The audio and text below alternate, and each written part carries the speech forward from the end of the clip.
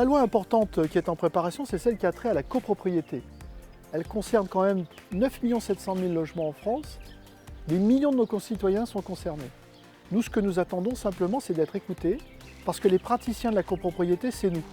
On gère 94% des copropriétés en France. Et on s'aperçoit, et le drame de Marseille y a participé, que le syndic de copropriété est le pivot de beaucoup de choses. Il sera le pivot de la gestion des copropriétés fragilisées et dégradées. Il sera l'acteur préventif de cette dégradation ou de cette fragilisation. Et il sera également l'acteur déterminant et le pivot déterminant de la rénovation énergétique du parc existant de la copropriété. Par conséquent, cet acteur-là, dans la loi, il doit être bien traité et il doit être écouté aussi sur des éléments techniques parce que la copropriété, finalement, en France, elle a fait son chemin, elle est parfaitement admise par nos concitoyens.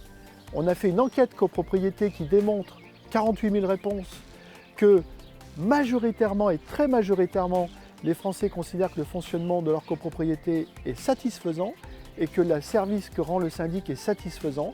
Et c'est ce socle-là que je veux valoriser.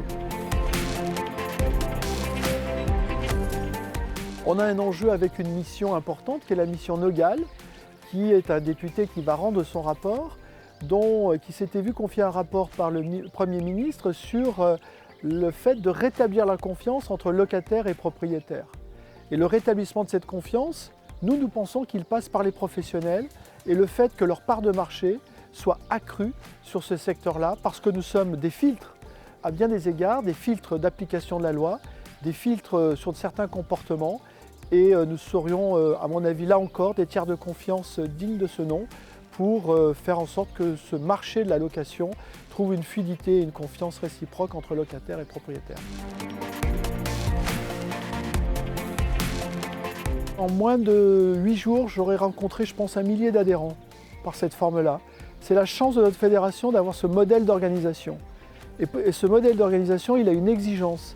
C'est qu'on va voir nos présidents et on va voir nos adhérents dans leur chambre, on s'expose, on explique ce que l'on fait et on suscite leurs questions pour à la fois comprendre ou en tout cas reformuler leurs attentes, être sûr qu'on soit en phase avec leurs préoccupations, mais en même temps qu'ils comprennent ce que l'on fait et qu'ils puissent mesurer les enjeux métiers et les évolutions nécessaires. L'objectif, c'est donc qu'ils soient aussi rassurés sur leur fédération et que celle-ci réponde pleinement à leurs attentes. Être membre de la fédération, c'est être un entrepreneur innovant, qui a une vision métier, qui n'a pas peur de l'avenir, qui met le client au centre, qui affirme son professionnalisme et sa proximité.